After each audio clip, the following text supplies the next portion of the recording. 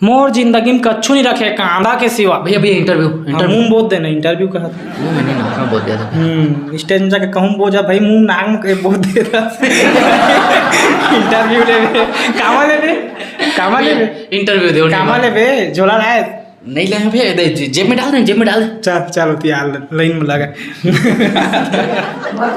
जय जोहार जय छत्तीसगढ़ संगवारियों, बहुत बहुत स्वागत है यार आप सब जन के उनके यूट्यूब चैनल में। संगवारियों मैं हूं आपके मयारू मितान लक्ष्मी। तो संगवारियों आज हमारे बीच में नवा पहुना के रूप में मौजूद हमें अनुज भाई। तो अनुज तो आप मन हमारे ये बता कि आप मन की जर्नी की शुरुआत कहाँ से कर रहे हो? मैं हाँ ये देखा है ये स्टैंड अप कॉमेडी है थोड़ा सा ऐसा है कि हमारे छत्तीसगढ़ में कोई करत नहीं है, तो एक अपन आप में एक टास्क है। तो ये टास्क ला कैसे फेस करे, कैसे आप मन ला मतलब हिम्मत मिली इसकेला भी करें तो जनता एक्सेप्ट कर ही करके? पहली तो हिम्मत नहीं होती से रातों रात ना मोर वीडियो वायरल हो गए। कौन सी वीडियो रिस है आप मन के? वो वीडियो है रावण के पोंद वाला एक बार हो जाए हमारे दर्शक मन के लिए, एक बार हो जाए वो वीडियो रे संगवारी हो हमारे गाँव में रावण बनाया।